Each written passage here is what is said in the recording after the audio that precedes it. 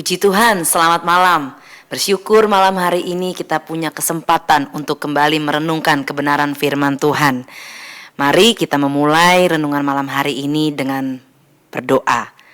Bapa yang baik, terima kasih.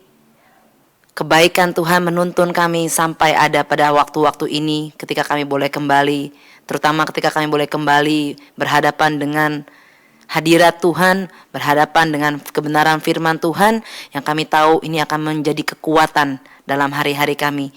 Kami boleh mengerti apa yang perlu kami kejar lagi dalam hari-hari kami yang terakhir ini, Tuhan Yesus, supaya kami tetap berkenan di hadapan Tuhan. Pimpin setiap kami mengerti kebenaran firman Tuhan. Dengan penuh ucapan syukur kami sambut waktu-waktu yang indah ini. Haleluya, amin. Malam hari ini saya memberi judul renungan kita bersama Dare to Love. Apa itu Dare to Love?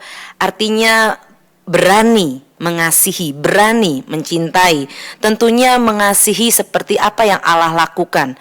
Kita tahu kasih Allah adalah kasih yang menyelamatkan kita, kasih yang mau mengorbankan anaknya yang tunggal untuk mati di kayu salib bagi kita semua. Oleh sebab itu malam hari ini kita belajar dari kebenaran firman Tuhan bagaimana kita berani mengasihi pada hakikatnya adalah kasih yang berkorban, kasih yang mungkin akan kita harus disalahpahami, tapi mengasihi seperti Allah mengasihi kita semuanya. Dalam Yudas pasal yang pertama, satu pasal dari kitab Yudas, surat Yudas yang pertama, dan memang hanya satu pasal. Mari ada di ayat yang ke-23 yang akan kita renungkan. Yudas 1 ayat yang ke-23. Selamatkanlah mereka dengan jalan merampas mereka dari api. Tetapi tunjukkanlah belas kasihan yang disertai ketakutan kepada orang-orang lain juga, dan bencilah pakaian mereka yang dicemarkan oleh keinginan-keinginan dosa. Puji Tuhan, ayat-ayat ini didahului dengan satu judul yang berkata nasihat-nasihat untuk meneguhkan iman. Saya rindu membacakannya untuk kita mengerti kenapa ayat yang ke-23 ini datang muncul ya. Tetapi kamu saudara-saudaraku yang kekasih, ingatlah akan apa yang dahulu telah dikatakan kepada kamu oleh rasul-rasul Tuhan kita Yesus Kristus.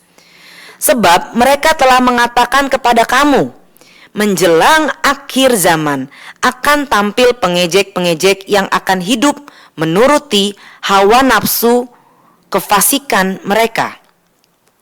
Mereka adalah pemecah belah yang dikuasai hanya oleh keinginan-keinginan dunia ini dan yang hidup tanpa Roh Kudus. Akan tetapi kamu, saudara-saudaraku yang kekasih, bangunlah dirimu sendiri di atas dasar imanmu yang paling suci dan berdoalah dalam Roh Kudus. Peliharalah dirimu demikian dalam kasih Allah sambil menantikan rahmat Tuhan kita Yesus Kristus untuk hidup yang kekal. Tunjukkanlah belas kasihan kepada mereka yang ragu-ragu.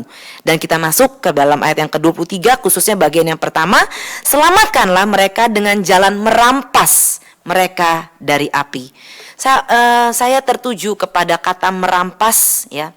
Bahwa hari-hari ini kita perlu merampas, merebut ya, orang-orang yang kita kasih dari kebinasaan. Waktu-waktu yang dalam Efesus 5 katakan hari-hari yang jahat. Kita perlu mempergunakan waktu-waktu kita. Firman Tuhan katakan bahwa hari-hari ini kebenaran firman Tuhan terus akan digenapi sampai kepada puncaknya. Oleh sebab itu kita semua orang-orang percaya, tetapi kamu saudara-saudaraku yang kekasih, kita diminta untuk di ayat yang ke-23 dikata merampas, selamatkan mereka dengan jalan merampas mereka dari api. Kebenaran hari-hari ini terus ada dalam satu peperangan rohani ya. Sementara kita orang-orang percaya terus mengabarkan kebenaran-kebenaran, namun kita tahu bahwa hari-hari yang jahat seperti yang firman Tuhan katakan kejahatan itu makin bertambah-tambah. Dan nilai-nilai kebenaran mungkin seringkali akan tergeser. Sehingga di dalam pembacaan rutin secara pribadi, dalam pembacaan rutin saya pribadi di dalam pagi hari ini di dalam Yesaya pasal yang ke-59, saya diingatkan, saya diberi lihat ayat ini untuk diperhatikan. Yesaya 59 ayat yang ke-14 sampai 16. Ada satu keadaan di mana hukum telah terdesak ke belakang dan keadilan berdiri jauh-jauh. Sebab kebenaran tersandung di tempat umum dan ketulusan ditolak orang. Dengan demikian, kebenaran telah hilang, dan siapa yang menjauhi kejahatan, ia menjadi korban rampasan. Tetapi Tuhan melihatnya, dan adalah jahat di matanya bahwa tidak ada hukum. Ayat yang ke-16. Ia, Tuhan, melihat bahwa tidak seorang pun yang tampil. Dan ia tertegun karena tidak ada yang membela. Maka tangannya sendiri memberi dia pertolongan. Memberi dirinya sendiri Tuhan pertolongan. Dan keadilannya lah yang membantu dia. Satu ayat di ayat 16 ini membuat saya bersyukur namun juga berwaspada. Bahwa Tuhan melihat bahwa tidak ada seorang pun yang tampil. Tidak, dan ia tertegun karena tidak ada yang membela. Apa maksudnya? Ya, ketika kebenaran tertutupi atau segala sesuatu kejahatan-kejahatan yang makin timbul adalah jahat di mata Tuhan ketika tidak ada seorang pun yang tampil untuk mempersiapkan, untuk merampas kemenangan yang Tuhan telah sediakan. Sehingga renungan malam hari ini datang dari Yudas, kitab surat Yudas ini. Selamatkanlah mereka, siapa? Orang-orang yang kita kasihi. Dengan jalan merampas mereka. Berani untuk mengasihi orang-orang yang kita kasihi. Lewat apa? Kita perlu menegur mungkin, memperingatkan. Dan kita tahu bahwa teguran-teguran itu mungkin seringkali tidak menyenangkan. Teguran seringkali membuat duka cita. Teguran seringkali disalahartikan. Ya. Maksud kita untuk yang baik dalam menegur mungkin karena cara, mungkin karena satu dan lain hal. Mungkin hari-hari ini karena orang-orang berpikir itu urusan dia, jangan ikut campur. Kita mulai tarik diri untuk tidak melakukan, untuk tidak merampas mereka dari untuk ada dalam keselamatan. Kita pikir, ya sudahlah biarkan mereka. Ini yang seringkali terjadi kepada orang tua, khususnya kepada anak-anak. Ya ini hidup mereka. Ya, ini hidup mereka seolah-olah orang tua tidak lagi dapat memperingatkan mereka. Karena mungkin anak-anak juga hari-hari ini seperti 2 Timotius katakan. Anak-anak adalah anak-anak yang mungkin melawan. Ya, sehingga kita ada dalam hal-hal yang ragu-ragu untuk merampas mereka. Namun hari ini firman Tuhan datang, selamatkanlah mereka dengan jalan merampas mereka dari api. Ya, satu keadaan untuk kita berani berkorban. Mungkin harus korban perasaan kita disalahartikan, tapi kita tetap berdoa. Supaya ini menjadi satu hal yang berkenan juga di hati Tuhan. Keberanian kita untuk mengasihi orang, untuk khususnya menyatakan teguran, menyatakan peringatan. Ya, menarik, merampas mereka kalau kita melihat ada hal-hal yang berkesalahan. Namun Tuhan tolong kita untuk dua belah pihak, baik yang menegur atau yang ditegur, atau ketika hal-hal ini datang dalam kehidupan kita, Tuhan akan turut bekerja mendatangkan kebaikan, bukan kesalahpahaman. Satu kisah yang luar biasa apa yang ditunjukkan contoh kehidupan dari Abraham dan Lot. Kita belajar dari Abraham dan Lot malam hari ini, yaitu di dalam Keluaran pasal yang ke-14. Kita tahu adalah Kejadian pasal yang ke-14. Kita tahu bahwa Lot adalah keponakan Abraham yang ikut keluar dari tanah Ur Kasdim ketika Allah memanggilnya. Dan suatu peristiwa terjadi ketika akhirnya mereka harus berpisah. Ya. Kisah itu kita bisa pahami dalam surat-surat, dalam tulisan-tulisan sebelumnya di dalam kitab Kejadian ini. Namun apa yang terjadi adalah ketika akhirnya mereka berpisah, Lot Lot ada dalam satu keadaan di mana kota Sodom dan Gomora sedang ada dalam peperangan, ya.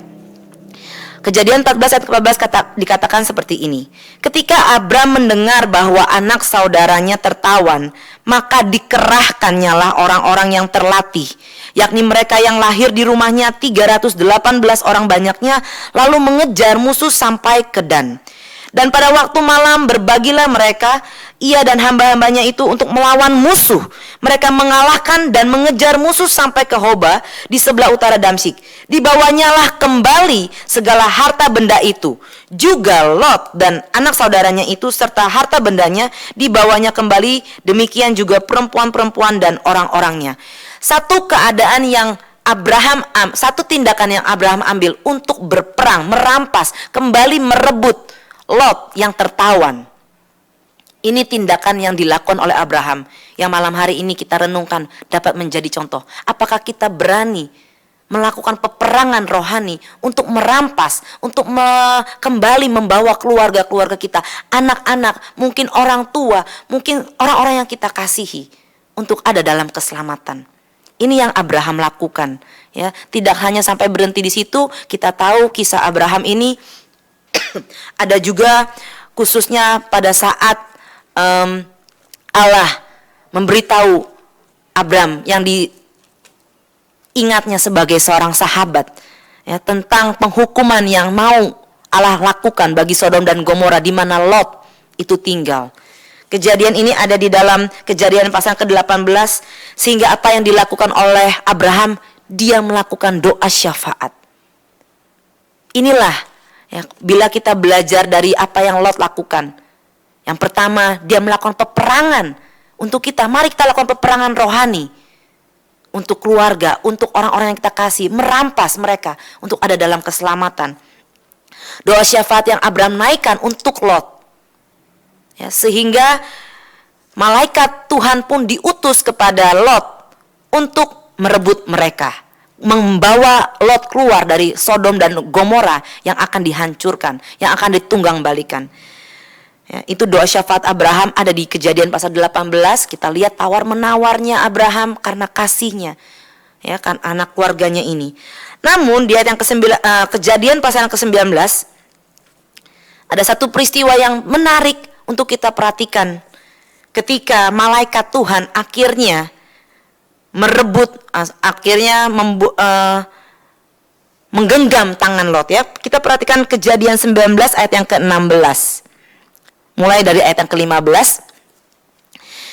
Ketika fajar telah menyingsing, kedua malaikat itu mendesak Lot.